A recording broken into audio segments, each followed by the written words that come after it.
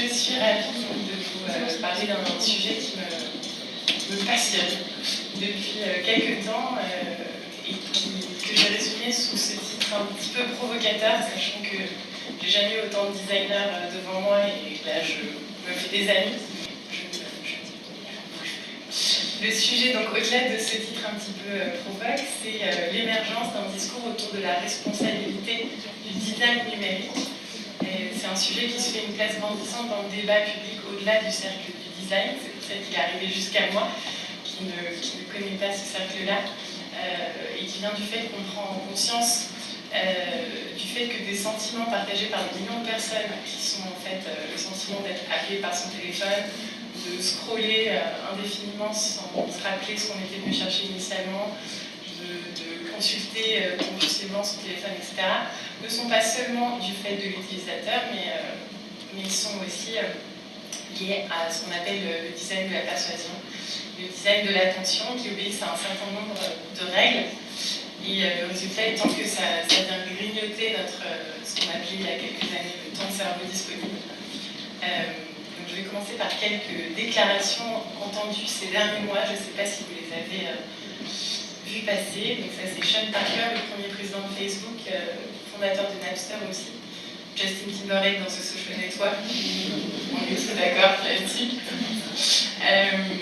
Donc il nous dit le 8 novembre dernier, la question était de savoir, la question veut dire nous les concepteurs d'applications, la question était de savoir comment consommer le plus possible votre temps et votre attention. Il y a un autre moment d'interview qui dit Dieu seul sait ce que ça fait au cerveau de nos enfants. Justin Rosenstein, lui c'est l'inventeur du bouton like. Il dit les likes nous procurent un pseudo-plaisir. Il est assez commun que l'humanité crée des outils avec les meilleures intentions avant qu'ils aient des conséquences négatives. Et ça, c'est Shamat Palihapitiya, dont je vais mis juste une citation, mais l'ensemble de son intervention est bien violente envers Facebook, quand il était donc un ex-cadre en charge de la croissance de l'audience. Il dit « Je me sens immensément coupable. Je crois que nous avons créé des outils qui déchirent le tissu social. » Donc voilà pour ce qu'on appelle en fait désormais les repentis de la Silicon Valley, qui évidemment ont des regrets pour des sujets qui vont bien au-delà du design de la persuasion, mais je ne peux pas parler de tout, donc je ne vais pas parler de privacy, d'autres sujets éthiques qui font partie de l'ethics by design, mais qui là vont nous écarter du sujet. Et donc là, la question, c'est de savoir comment nous en sommes arrivés là. De quoi se repentent ces repentis et comment, qu'est-ce qui s'est passé ces 10 dernières années environ, puisque nous sommes donc en 2018 et l'iPhone arrive en 2007. Je vous présente DJ Fogg, que vous connaissez peut-être, qui est dans une position de gourou, car il est un nouveau gourou. Il nous dit Fortune Magazine, on est en 2008, et donc Fortune Magazine dit attention à cet homme qui va prendre de plus en plus d'importance dans les années à venir. Et en fait, BJ Fogg est psychologue comportemental, on dit moins ça en français, en tout cas à l'université de Stanford. Il commence à attirer de plus en plus de gens autour de lui, des ingénieurs, des designers, qui viennent étudier auprès de lui ce design de la persuasion, justement. Je vous ai mis à droite le modèle pour lequel il est connu, et voilà, que je ne vais pas détailler, car les courbes et moi, c'est pas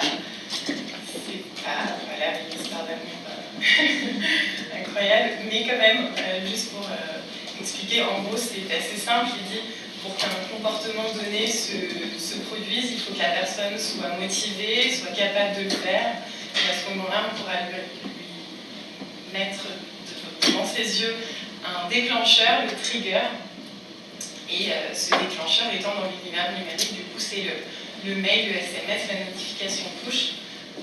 L'objectif étant que l'utilisateur pense le plus souvent possible à votre application, mais mais pas trop non plus, parce que si vous commencez à franchir un seuil critique où vous lui envoyez des couches toutes les 5 minutes, il va fuir. Voilà, donc c'est pas, a priori pas bien révolutionnaire, mais ce modèle va faire en partie la notoriété de Jay Fogg, et il a enseigné donc, dans son Stanford Persuasive Tech Lab, qui est né en 97, il me semble. Voilà, donc je vous ai mis la mission qui est donc de comprendre comment les sites et les applications peuvent être designés pour changer ce que pensent les gens et ce qu'ils font. Et la captologie, que vous voyez au centre, c'est aussi ce qu'il a théorisé en 96, et qui est l'étude des technologies numériques comme outil de persuasion. Donc, je ne sais pas ce que ça vous inspire, mais moi, quand je lis ça, je me dis, qu'est-ce qu'on est en train de... C'est très déconcertant. Mais il faut vraiment se rendre compte que l'intention de Jay Fogg n'était pas du tout diabolique, il était très sincère.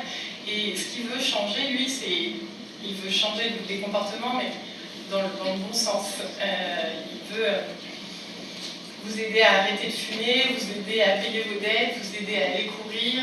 Voilà, c'est ce genre de choses-là. Il ne pensait pas créer la formule magique pour monopoliser l'attention.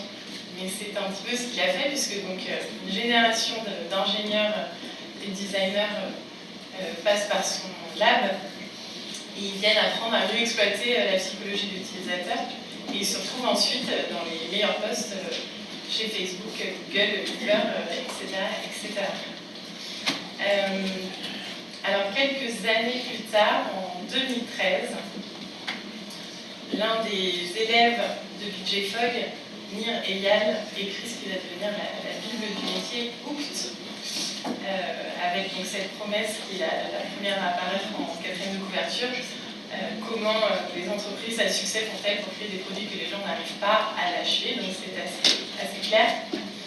Et Nir Eyal pense donc écrire le livre qui manque selon lui à la profession, puisqu'on est 5 ans après l'arrivée de l'iPhone, donc les utilisateurs sont de plus en plus submergés, il faut rivaliser des techniques pour mieux les accrocher.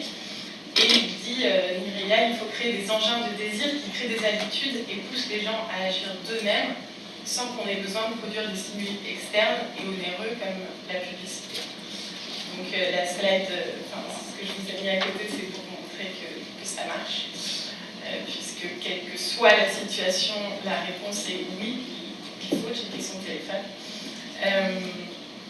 L'une des recettes assez phares à retenir du livre de Nir Eyal, c'est les récompenses variables qu'il n'invente pas. Il les reprend à Skinner, qui est un psychologue behavioriste en français, et qui avait remarqué que quand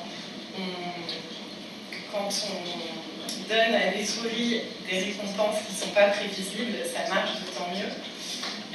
Donc Nir Eyal l'explique 1 an avant de sortir son livre dans un article sur TechCrunch, dont le titre est aussi assez évocateur, puisqu'il s'agit tout simplement de rendre les utilisateurs fous.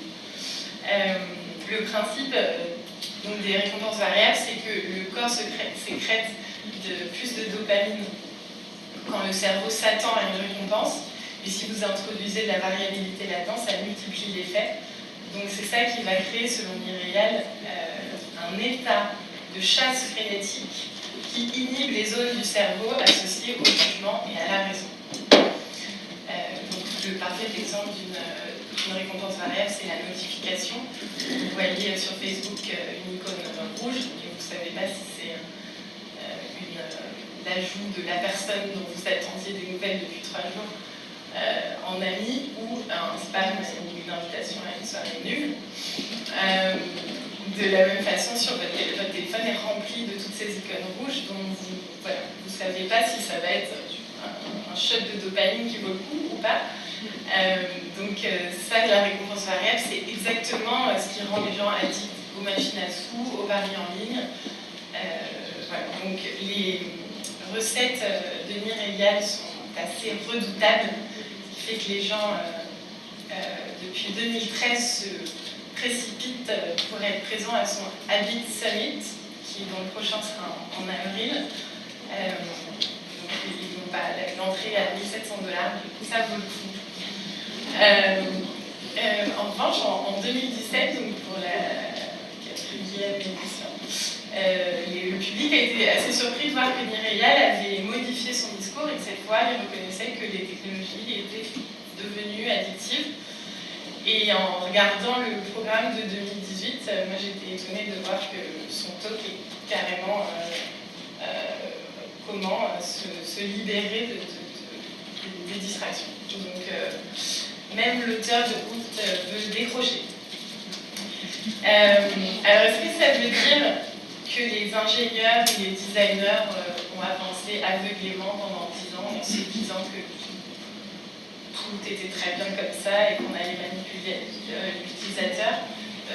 J'en doute beaucoup, même si en fait je ne connais pas les états d'âme de la profession avant les repentis de la Silicon Valley que je vous ai montré au début.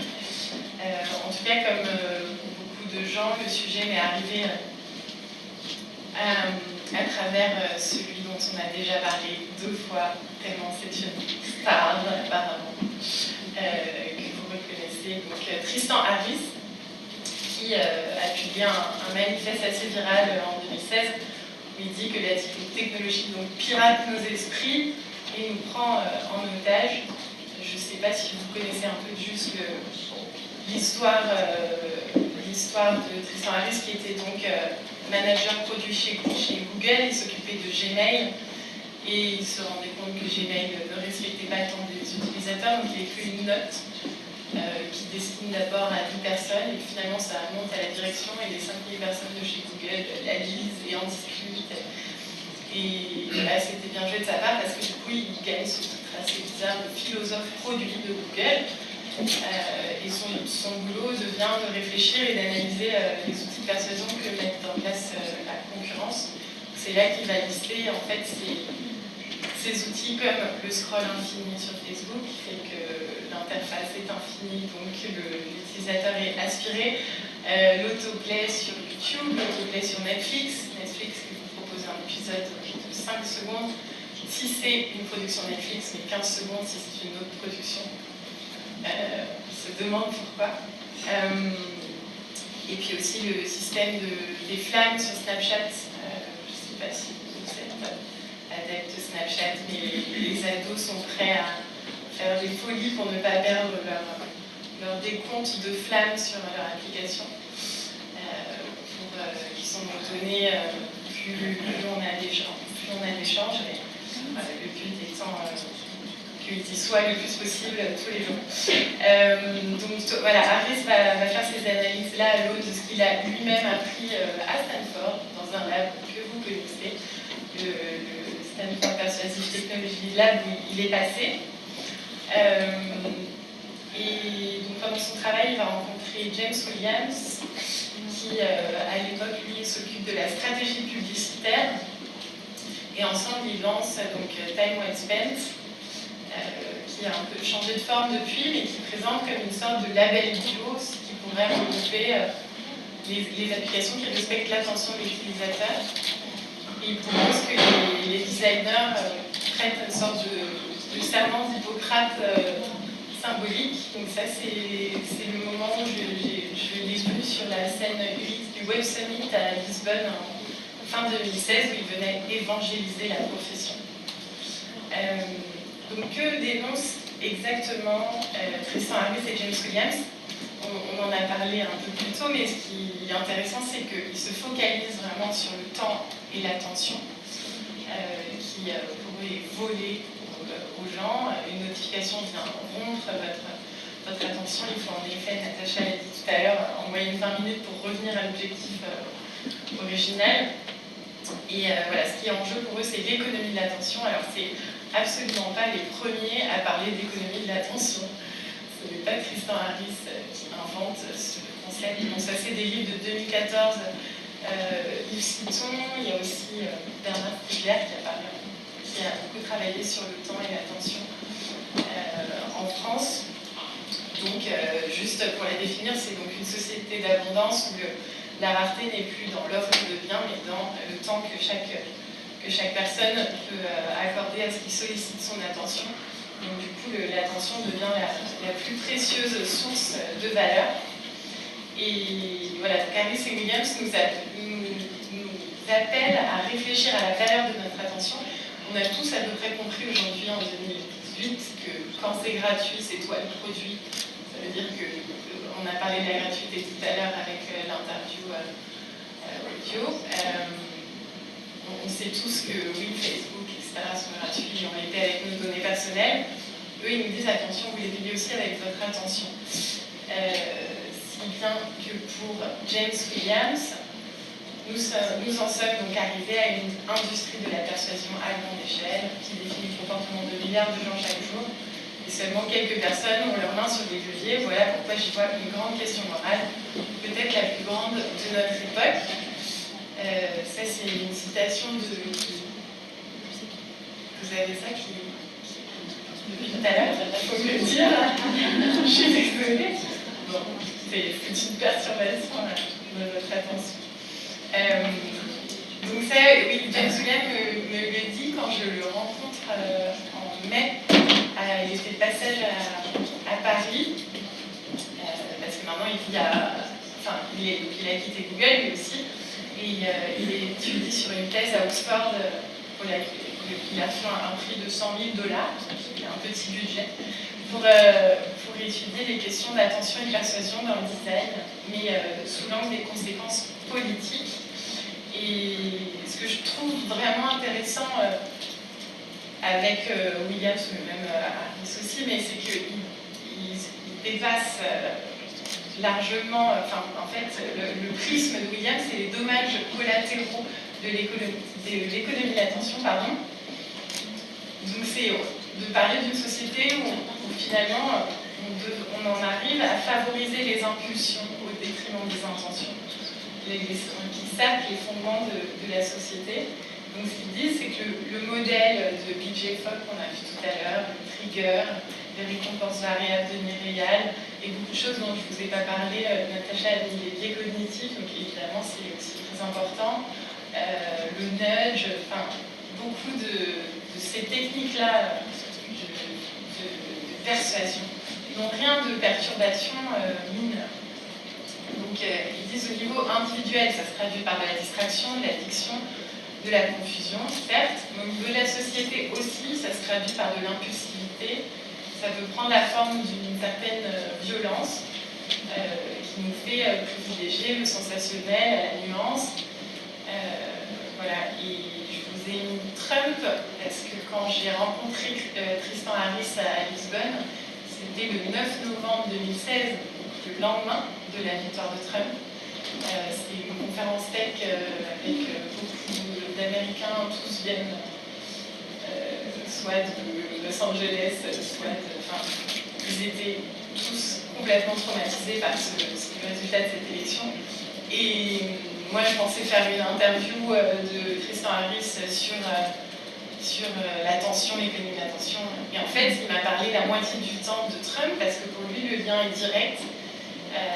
L'économie de l'attention, c'est ce qui a donné la naissance pour lui à l'industrie des fake news. C'est ce qui fait que on permet à des jeunes en Macédoine, en Russie, de créer des fermes à clics et des fermes à fake news qui vont marcher parce que dans l'économie de l'attention, ce qui semble vrai supplante ce qui est vrai. Et voilà, il parlait de Trump comme d'un magicien en disant Trump a très bien compris qu'en fait il pouvait dire des mensonges qui seraient relayés malgré tout.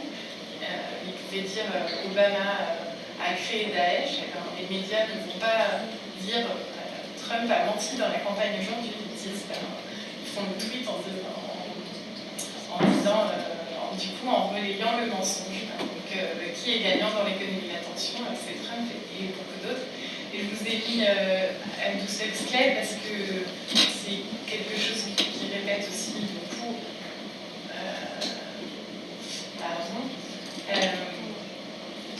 Qu'on a tendance à se tromper de cible, à tout le temps parler de Orwell, c'est que 1984 avec énormément été acheté après la victoire de Trump et a connu un peu un regain d'intérêt, mais pour Harris, Williams et beaucoup d'autres, la menace, c'est l'appétit infini des hommes pour la distraction, dont parlait Huxley. Voilà, alors je voudrais maintenant vous parler de la France. Je suis à peu près dans mon thème. La France. Est-ce qu'il y a un sursaut en France? Parce que là, je ne parle que des États-Unis. Quelle est la réflexion sur l'éthique? Alors, je ne sais pas si vous êtes donc, au courant. Ethics by Design, c'est la conférence qui s'est tenue à Lyon l'an dernier, dédiée à la conception numérique responsable et sociale, et là qui va tenir sa deuxième édition en mai à Paris. Donc c'est une association designer éthique qui rassemble des designers, des sociologues, des philosophes, des chercheurs, et en revanche ils prennent non seulement le design dans une conception plus large, donc pas que les interfaces, et aussi l'éthique dans la conception plus large, donc les sujets que je dois écarter, comme je vous l'ai dit au départ, c'est-à-dire l'écologie, l'obsolescence programmée, la privacy. Voilà, eux, ça rentre dans leur réflexion.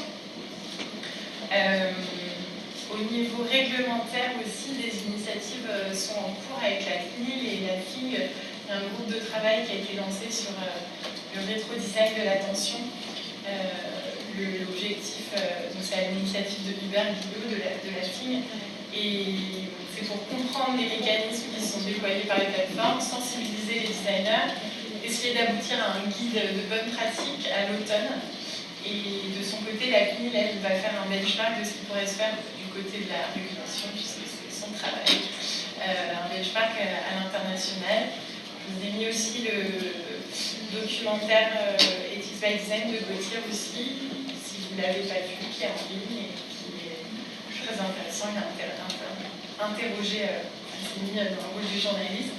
Il a interviewé 12 designers et chercheurs. Ça, c'est Flora Fischer, qui est doctorante en philosophie des technologies, et qui dit que les designers doivent imaginer les réceptions éthiques de la construction de leurs interfaces. Et je vous ai mis en bas une citation, toujours issue de mon interview avec James Williams, qui est un peu cocorico, mais c'est pour... il était vraiment sincère, il revenait de Lyon et il disait qu'il avait été assez épaté par l'appétit qu'il y avait en France pour ces sujets-là, qu'il ne le voyait pas ailleurs. Et voilà, il sait bien avec notre tradition de critique et philosophique, voilà, en disant que c'était à ce niveau-là que les questions devaient être posées. Alors j'en arrive à que fait-on? Y a-t-il une issue? Va-t-on nous jeter une bouée de secours? Quelles sont les raisons de croire en fait que cette industrie de la persuasion ne va pas avoir de très beaux jours devant elle? Et est-ce que c'est vraiment l'émergence d'une conscience? Gauthier aussi, donc le designer du documentaire, il dit en fait ça pourrait ressembler à la naissance d'une conscience environnementale. Lui il parle de pollution numérique aussi. Donc pourquoi on passerait d'une économie de l'attention à une écologie de l'attention? Ça, c'est Yves Citon qui dit ça. Il y a quelques semaines, Mark Zuckerberg s'est réjoui de la baisse de durée d'utilisation sur Facebook. On a passé collectivement 50 millions d'heures en moins par jour sur le réseau. Et chose assez inédite, il s'en est donc réjoui. Alors évidemment, c'est très ambigu. Enfin, je laisse chacun d'entre vous juger de sa sincérité. Il n'empêche que ça reste inédit et ça nous rappelle que l'obstacle le plus intuitif qu'on a devant nous face à la mise en place d'un design éthique, c'est donc évidemment le modèle économique. Facebook étant le site qui, par définition, est soumis à l'économie de l'attention. Donc les designers ne travaillent pas tout seuls, les designers sont soumis à des équipes marketing et des ingénieurs qui veulent rentabiliser les comportements, les rationaliser, pardon. Donc comment, dans ces conditions, imposer des principes éthiques tant que notre attention reste une source de monétisation pour les plateformes? Donc là, j'en reviens à mon titre provocateur. C'est donc sans doute pas du tout la faute des designers, et beaucoup plus la responsabilité globale d'un système qu'il faut, je pense, réformer. On pourrait croire qu'on est dans une impasse. Il y a un argument de James Williams qui m'a pas mal plu, c'est quand il faisait le parallèle avec le privacy by design il y a quelques années. On se disait, mais en fait, les plateformes n'ont aucun intérêt de toute façon à respecter nos données ou à respecter nos données personnelles. Elles l'ont fait malgré tout, évidemment, c'est insuffisant, on est quand même en chemin. Donc avec de la régulation, on peut quand même contraindre les plateformes à aller dans le sens du bien commun. Le problème étant qu'on se représente beaucoup moins facilement le temps et l'attention que les données qui, elles, sont palpables quand on nous vole nos données. On s'en rend peut-être plus compte que quand on nous vole 4 heures de notre journée. Sachant qu'évidemment, le vol de temps, une expression que je leur reprends, est un peu caricaturelle, puisqu'on fait plein de choses passionnantes sur nos téléphones. Voilà.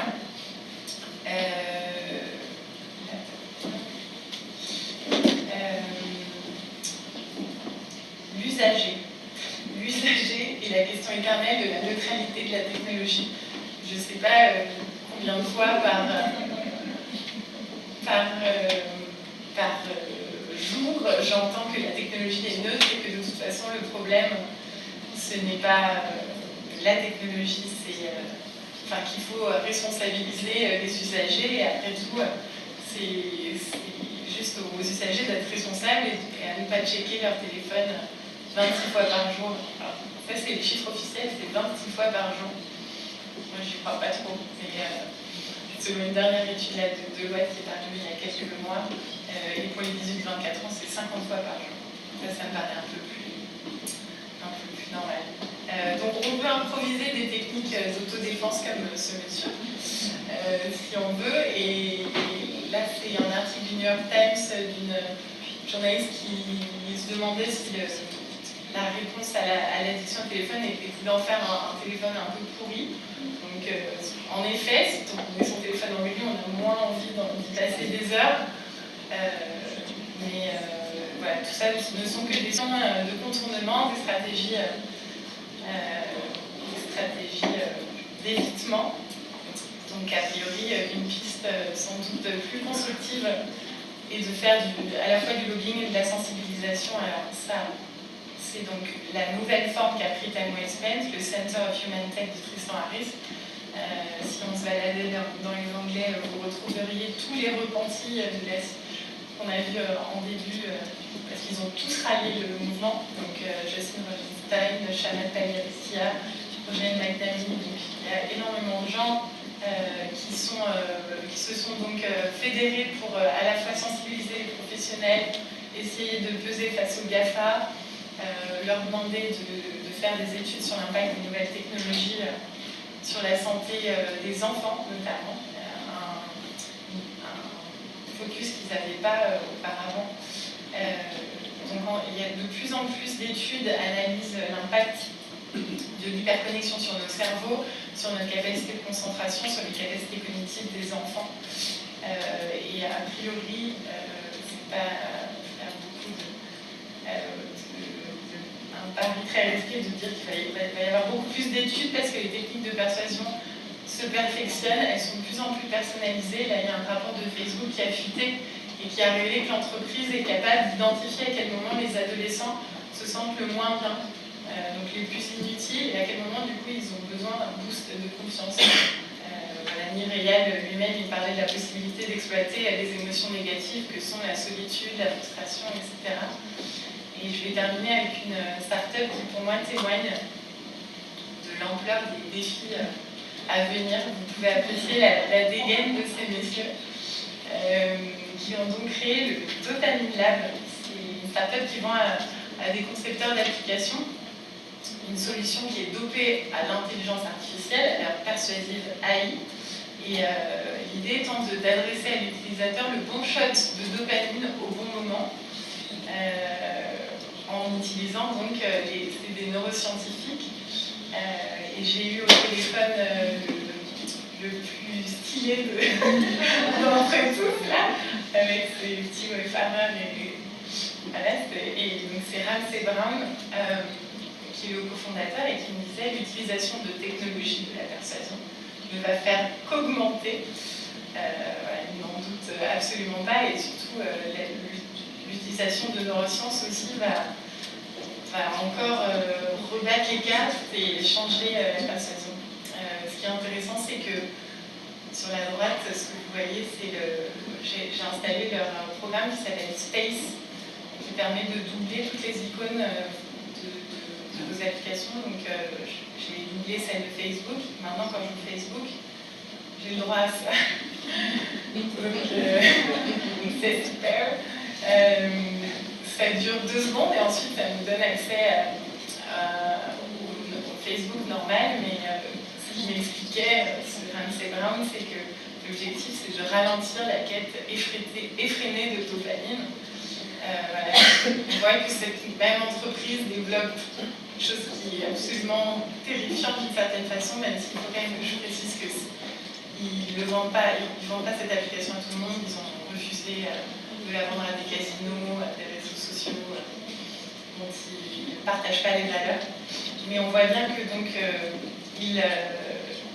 une même entreprise peut faire l'un et l'autre, ce qui m'amène à cette simple conclusion que je pense que la réponse au design de l'attention doit se trouver a priori dans cette schizophrénie complète, voilà, ni en se décourageant face à l'impasse du modèle économique, ni en stigmatisant l'utilisateur, ni en stigmatisant les designers.